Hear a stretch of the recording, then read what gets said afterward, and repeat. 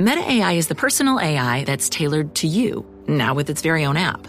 It's built to get to know you, offering helpful answers and inspiration. Looking for something to add to your bucket list?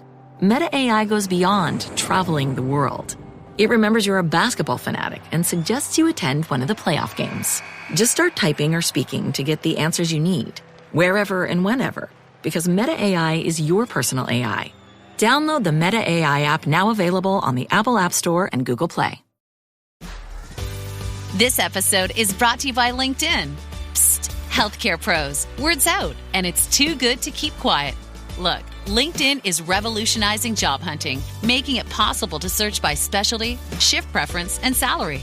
Endless scrolling is out. Whether it's a mental health therapist or dental hygienist, finding the perfect role is faster and easier than ever. Head to linkedin.com/healthcare and start your search today.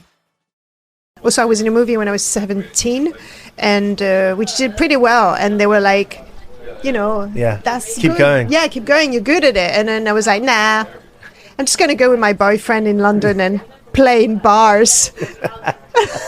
And they were like, but your boyfriend has a lot of tattoos. And I was like,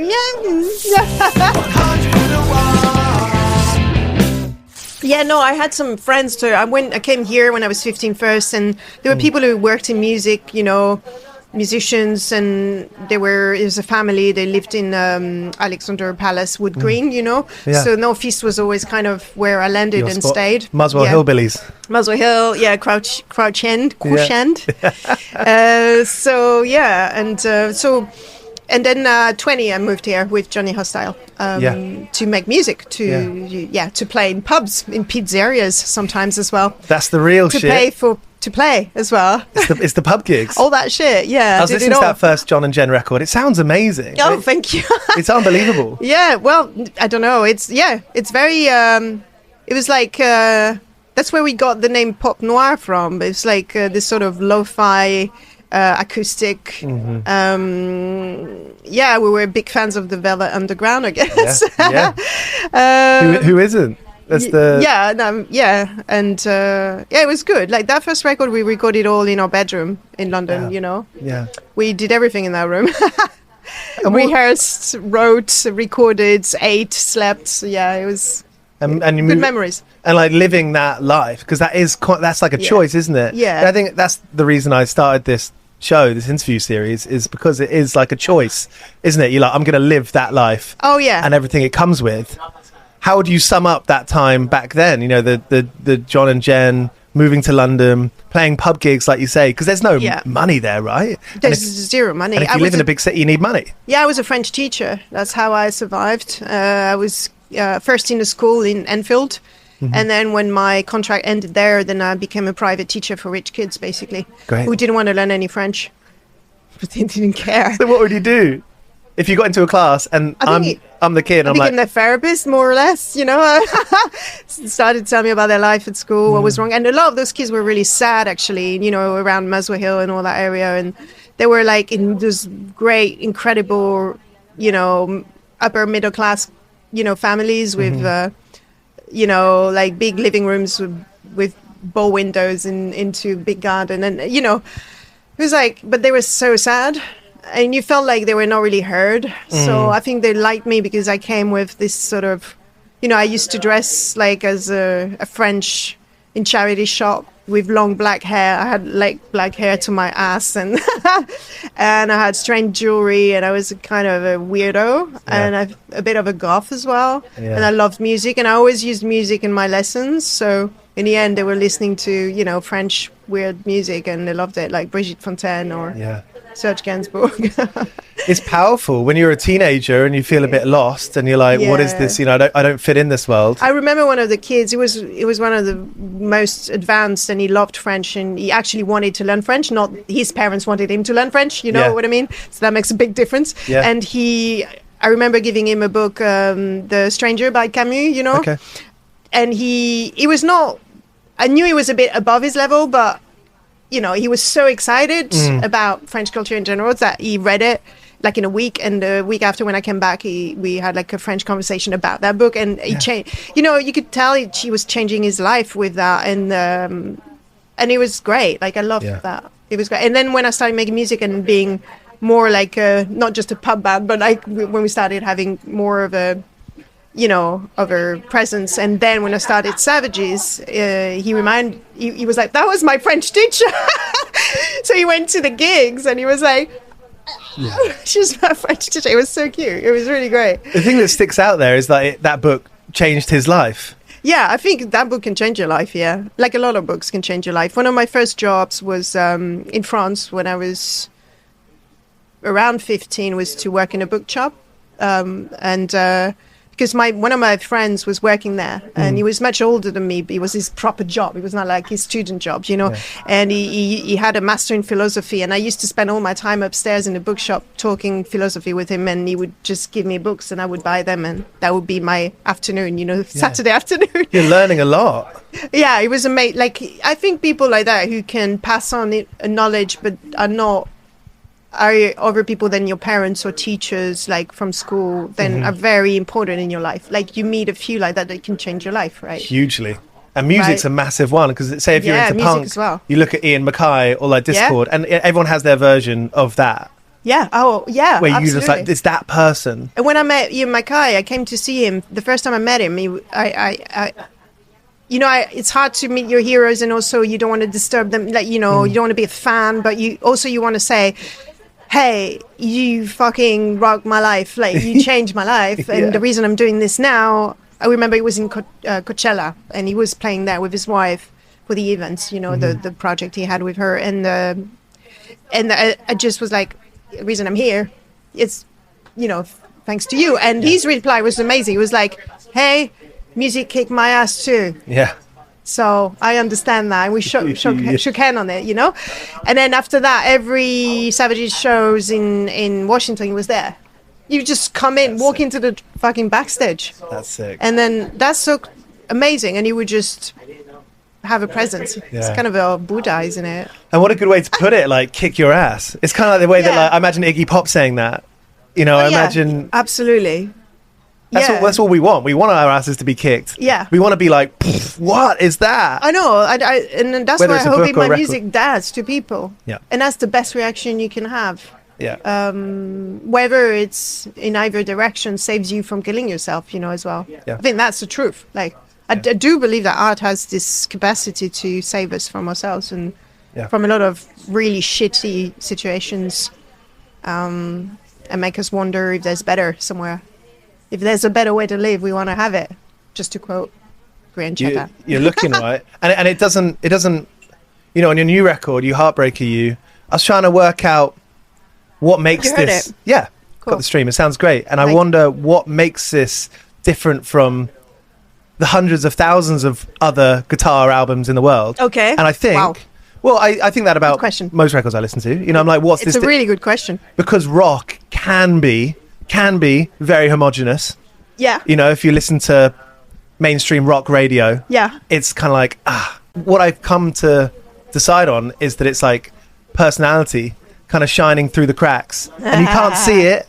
You can't necessarily even hear it, but you kind of, you get the gut feeling. And I wonder, like, what is that? You know, and I think it's got to come from you putting yourself into the music.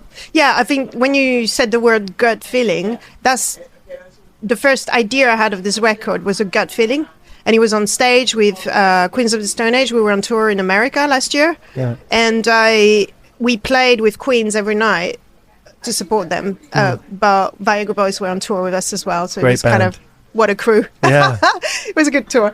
And then it was really fun. But then we played also like hardcore metal festivals, like Aftershock, you know, all those amazing festivals. I've never been to those places. And the connection with the crowd was instant with me. Like, they understood my language instantly. And so I remember being on stage and suddenly feeling, oh, I know what the new record is going to be. And that was that feeling. Yeah. And I can't really describe it, but I was like, I don't need words right now. I just need to keep that in my memory bank and just being like, okay, when I'm going to be in the studio, I need to just remember that intensity and what I felt there. And that's what I want to carry through with Johnny Hostile in the studio. Yeah. So. And what is it? Is it like, almost everything you've learned in your life up until now? It's all these, you take these bits that really you connect with, and then you see Because you can't hear the record before you start playing it, right? But you have a feeling. You can, actually. I do have, it's weird, but I do believe that it's there before you start. I've always thought, it's a bit weird, but I always thought that art was something you just need to listen.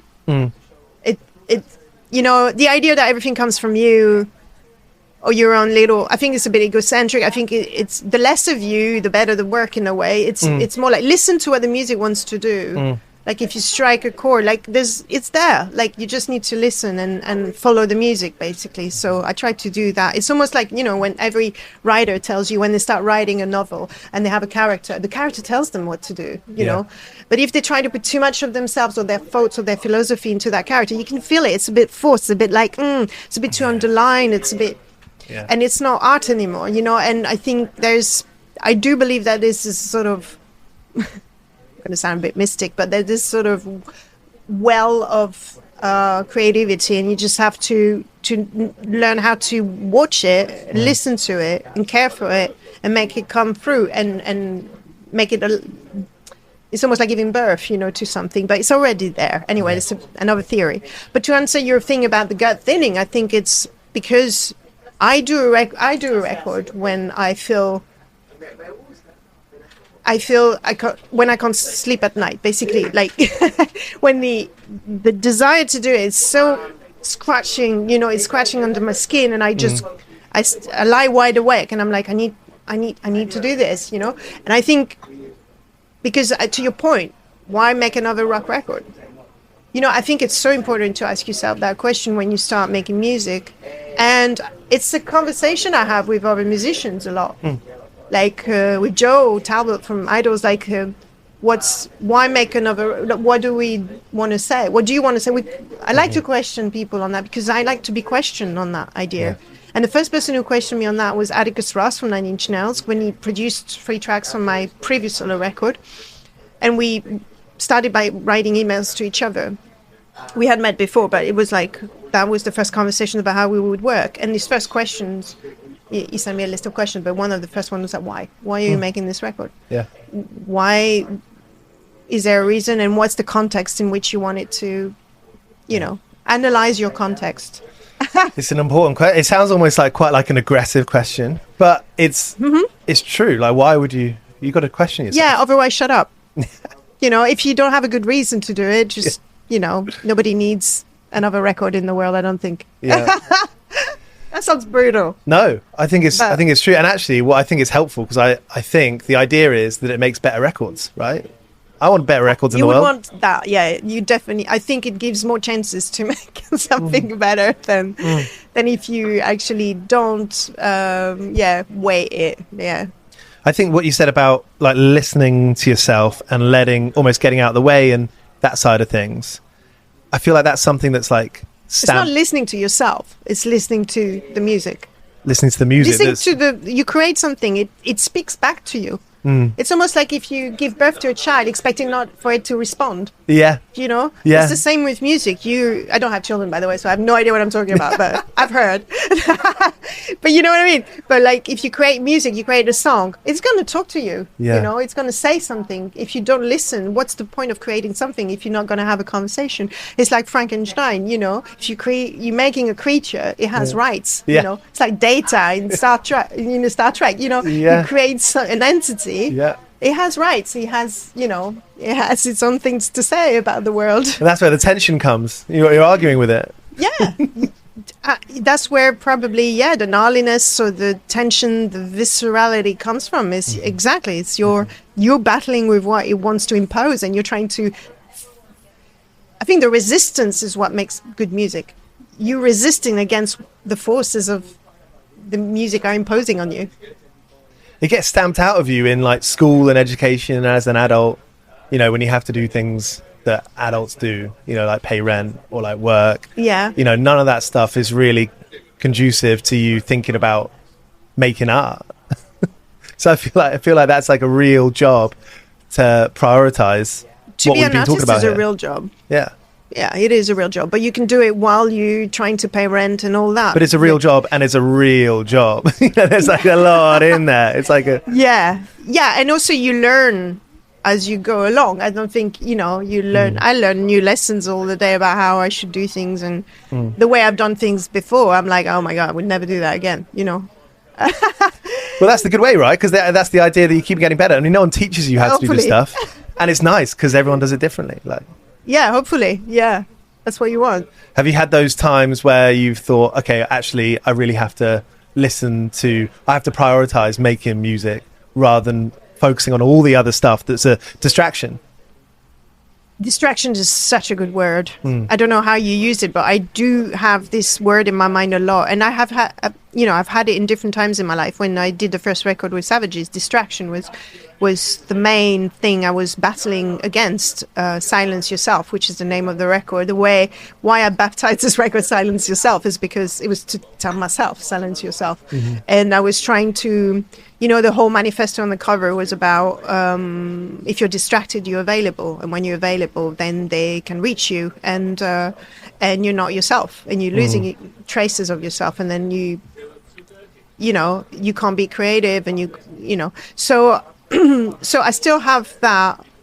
I have been distracted since. I've had years in my life, months in my life, where I wish I was more focused. I wish I didn't waste time on things that are not important, on people that are not important. Sorry. No, you can say it. But you know everyone's been there. I know. And but I think also you have to go through those mistakes to know. And at some point, the itchiness I was describing earlier is like, what I love is that I knew I wanted to go back to music. I've done some acting, which I consider a bit of a distraction in a way. I people ask you to be in their films, and you're like, you're flattered. You're like, oh, okay. Yeah. Also, I can act. I mean, I've studied acting, so it was not like, oh my God, how are we going to do this? I mean, obviously, I had to prepare and work, but it was not like, it was not something I didn't have a little bit in my backpack. So it felt like, oh yeah, I'll do this, but I knew it was a distraction. I just didn't want to. Even though that's art, because I mean, acting is an art. Is a grand form of art. Yeah, and I love it. I really, really love acting. But making a record, and every songwriter would tell you this, like, making a record is really hard. And in a way, you procrastinate until you really have to do it, because it is demanding. What am I gonna fucking say? Yeah. What have I got to say? Yeah. I mean, for me, it's the daunting question is like, so it starts with a gut feeling, but you have to transcribe that into something, and it can't come from your mind. And you can't be distracted for that. You can't be distracted for that. You've got to be fully present. So sorry, I don't know if I got that. The difficult thing was like, when I had that gut feeling, then I had 6 months of shooting movies. Yeah. That was... So you had to wait. Yeah, that was great because I was earning money, because you need that, But also I was like, okay, I need to not lose what I felt there. And and Johnny Huss was waiting for me. And as soon as I finished, went back straight to my studio, and then we started, and then we wrote You Heartbreaker, You. What did you end up writing about lyrically? What were that? I had a different approach than I had before, especially a different approach from Savages, for sure. In Savages, I used to have notebooks of lyrics, which I still do because I write every day. But now I write different things than just focusing on lyrics or poetry. And I read a lot of poetry, so I do get that.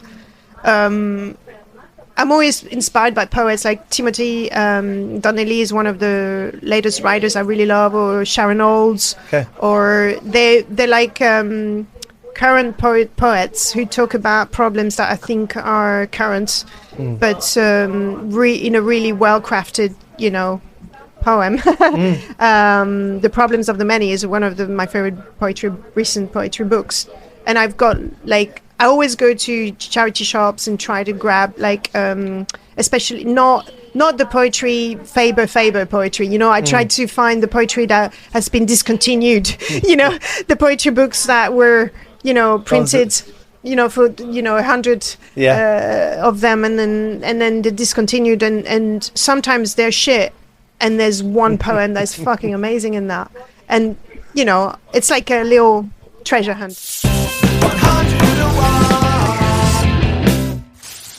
You do a lot.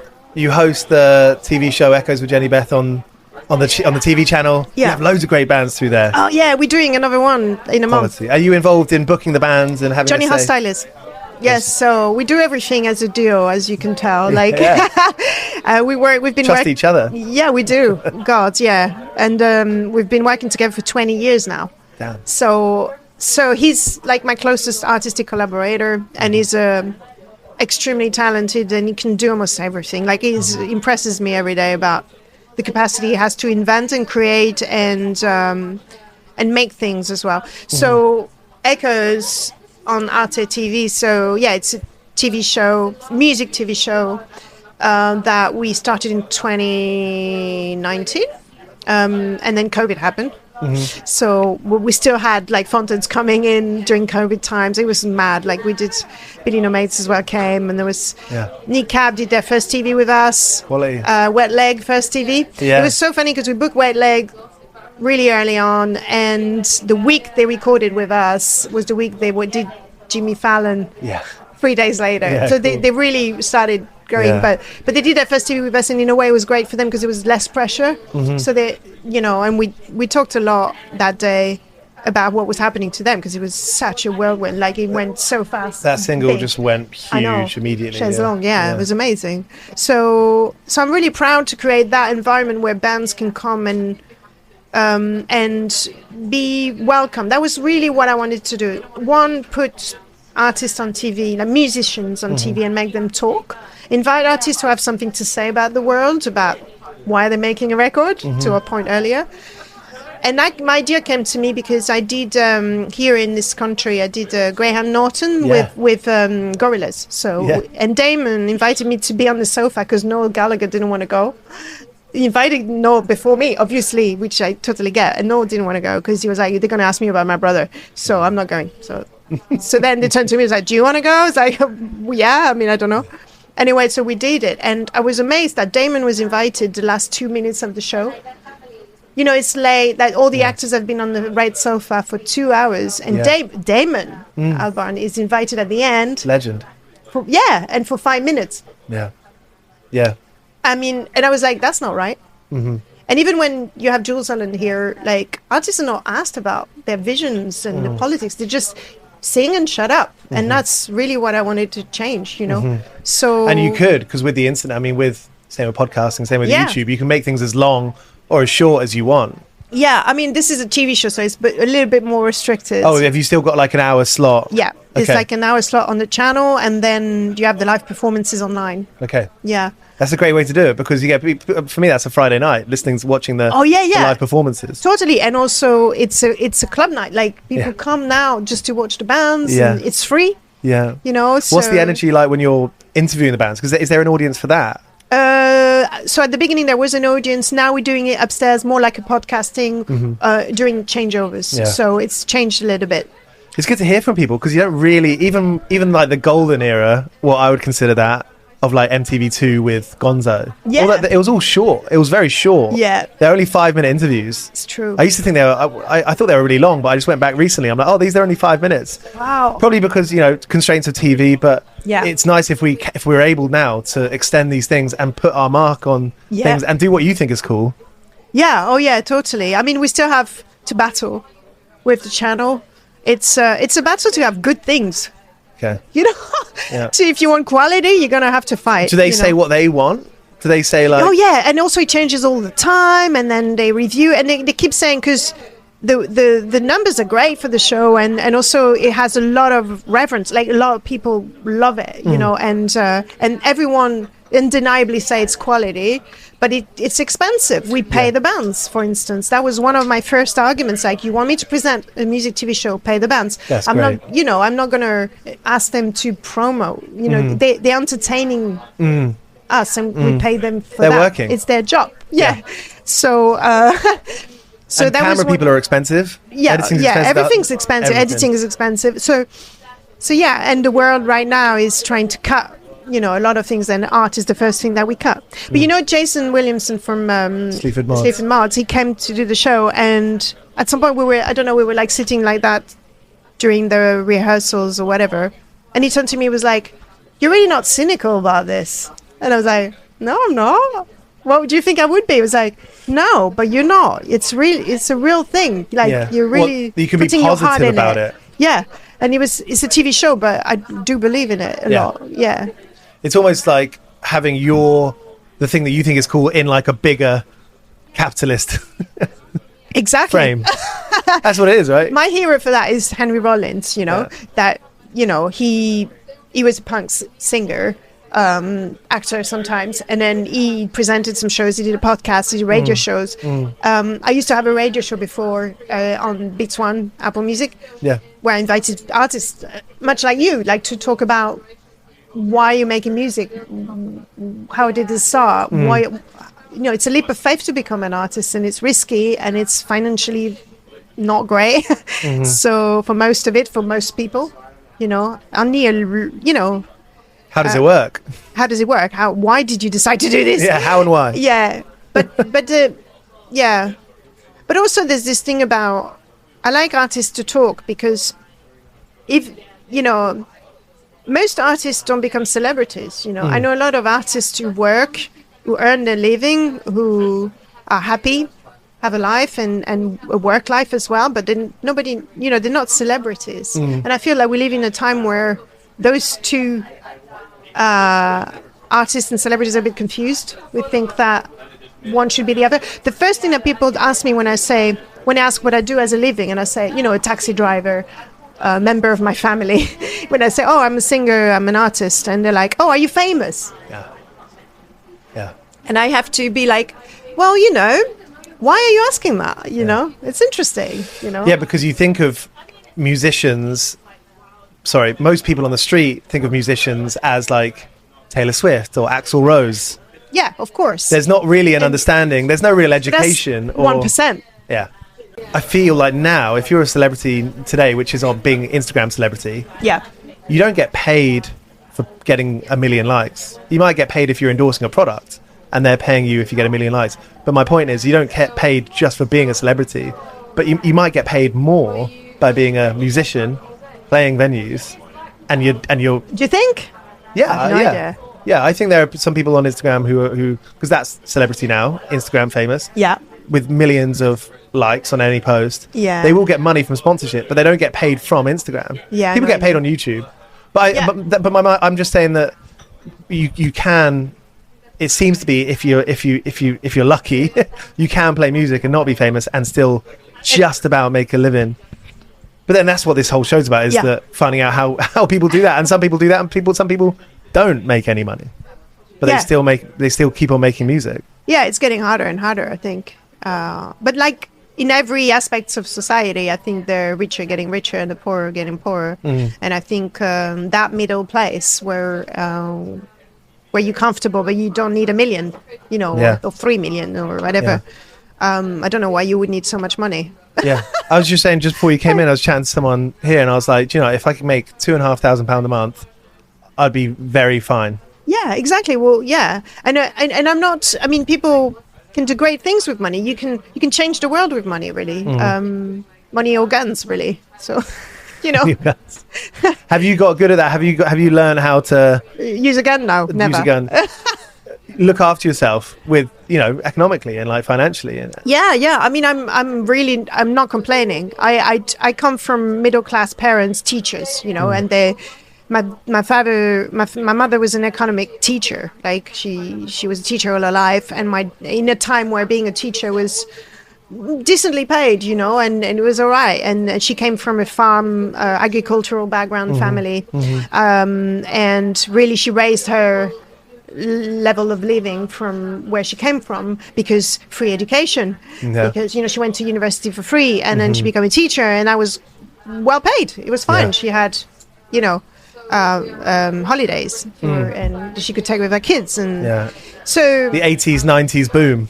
The baby boomers basically. And then my father was a theater director, and he started a drama school.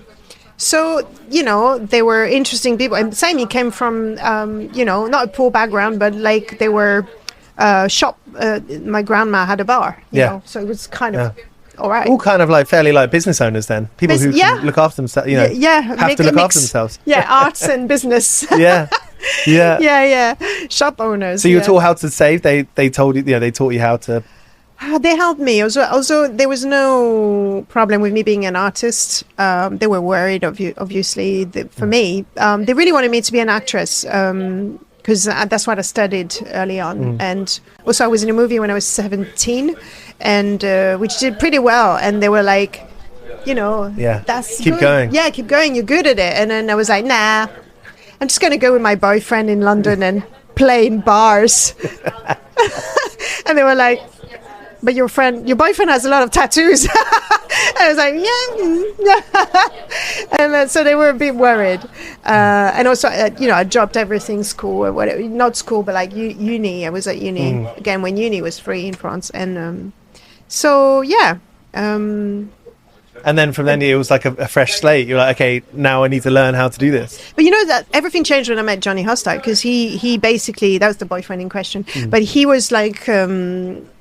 he was a self-taught musician and engineer, and when he saw me arrive, I studied jazz, I was a pianist but an actress, kind of, and then it was like, you need to learn how, a desk mix works.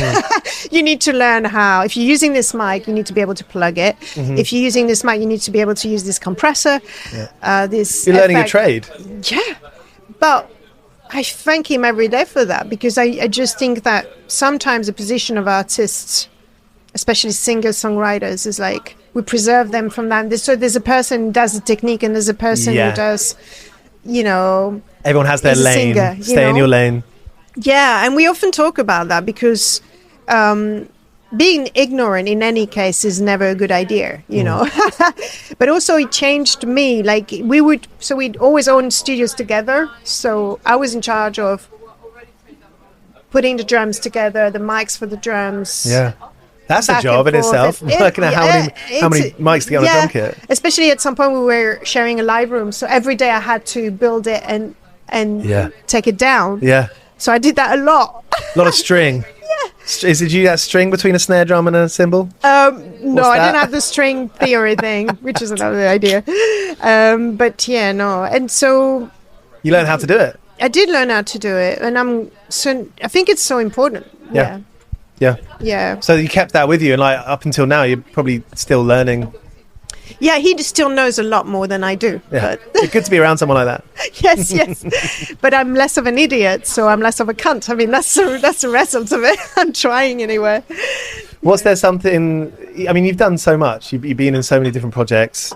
Keep on making great music. It seems like you're on a great path to just keep on making good records. Is there anything that you really specifically want to do, or somewhere you want to be, or it could be a festival, it could be like a feeling? It's a good question. You know what? I think it's the same with the past, and I'm really more and more I'm about the present. Being here and right now is all there is, really. Especially as you get a little bit older and you lose people, death is a real thing. And I just think that right now is all I have. Every time I release something, people are like, oh, what about Savages? I'm like, dude, why are you living in the past? I'm not here. I'm not looking back. And the moment you stop looking back is the moment you're doing something right, So it's a bit the same with the future. I just think that whatever happens, I just know that what I'm doing now is the best I can do so that good things can happen to me and to the people around me. Yeah. But that's the best I can know. What else? Yeah. Because I also released an album, and then 2 days later there was a pandemic, worldwide pandemic, and puts things into perspective. Yeah, and I was like, I didn't see that coming. Yeah. And I ended up in huge debt. It was quite traumatic. Seriously, and that's why when I was called to do movies, I was like, you know what? Yeah. I'm going to do that for a little bit, because that was fucking hard. Yeah. Yeah. I'm not the only one, though, but... Any movies that you're kind of looking towards being in, working on? Yeah, so there's a movie in France coming out in June of this year, 2025, called Different, and it's I play an autistic character. Like she's Asperger, what we used to call Asperger, but someone on the spectrum who was diagnosed really late. Well, you're in our 30s, and that was great to play. Yeah, it was really interesting. Also to meet a lot of people on the spectrum and to understand really what that means. To realize that I live surrounded by people on the spectrum, including, and things start to make sense. I know the world started to make sense suddenly, but it was really interesting. And so there's that, and there's. Are you on the spectrum? Do you have? I didn't get diagnosed. I think there are things that I think because being on the spectrum is a spectrum, so it is gradual. Yeah, so you can be at different variations, and also there's not two autistic person who are the same. Yeah. So, so I do have some, symptoms, let's say, of autism, but I don't think I am on the spectrum, no, in that degree, or the degree that the character I was playing, for sure. But some close people of mine, are, and were diagnosed after I did the movie as well, because I had all this literature and this knowledge, and I was like, I could not help but just share it. Yeah. And so it changed a few people's lives, and I'm hoping this film will help. I think there are a lot of people out there that are undiagnosed. Yeah, because I think we say it's like 1% of the population, but I think it's much more. It's just that people are not diagnosed, really, and live their life thinking they're less, thinking they can do less than other people, that they're not as good as other people, not as sociable, not as capable. And it's not true. They're just different. It's neurodivergent. Yeah. Divergence is a real thing. It's like and I think they're a richness to this world, because their capacity to do a lot of things that neurotypical people cannot do. So new ideas, new angles. Totally, and a lot of them are artists as well, which doesn't surprise me. No way. Hey, good to chat. Thank you very much. Thank you so much. I got one last thing, which is I think when you're especially playing music and you're working various precarious work, you end up fucking it up. You end up messing things up, causing bosses lots of money. I don't know, just putting your foot in it, breaking stuff. Have you got any memories in mind of bad work days? Bad, it could be regular work or music work. No, I do, but it's not my fault. No, but like it was just when we had various studios with Johnny Hostile in London, and one of them was in the Squall, right? And near Holloway, I think. And every day we'd go there and we'd share the live room with other bands and other producers. And we have our own studio room. Everything was kind of precarious. I mean, the walls were made of paper or whatever, and there were a lot of dogs in there, and the dogs were dogs on string, and the dogs were the owner's dogs, the owner of the sort of warehouse we were in, and the dogs were like, one had only 3 legs, another one only had 1 eye. So I think we calculated that amongst the 3 dogs there were maybe maybe 7 legs and and 5 eyes, 2 full dogs out of 3. Yes, and but they were really cute dogs. But one day I decided not to dismantle the drums, because we had set up all the mics, and we were like, okay, no one's using the studio tonight, so we're going to leave it like that. And usually we close the door of the studio, but someone must have come in. You see where this is coming? Yeah. So the dogs got into the studio during the night, and when we came the next morning, they had chat on every cable. And also we had those really posh, I don't know why we bought those stupid cables, but they were not like these, all thin, sleek like that. They were fabric. Okay. Like a guitar lead. Yeah. Like when it's intertwined. Okay. Really tight cords. Right. I don't know how to describe. Like were they exposed? But anyway, the shit got into every little bit of cracks in the wires. Oh man. And it was basically my job to wash that. So I took, oh my god, it was fucking hilarious, but it was disgusting. I took everything in bin bags and I brought it home. in the car, and then I put it in my bathtub, and then I was like pushing it all the way. And then I brought him back to the studio and plugged everything back up. And then I was like, yeah, now we can make music. It's 4 p.m. I mean, or whatever. Who says it's not hard work? I know. I mean, we've been through it all. You've been through it. You know why you do this, yeah. You know. Well, it proves to you how much you care. Yeah. Oh, yeah, definitely. Nice. Thank you, Jehnny. Oh, thank you so much. Pleasure. Good stuff. Cheers for watching. This is 101 Part-Time Jobs. You can find us on Apple, Spotify, and all podcast apps. We've done interviews with Aurora, Kneecap, Idols, Lauren Maybury of Churches, and loads more. So tap into 101 Part-Time Jobs on Spotify, Apple, and all podcast apps.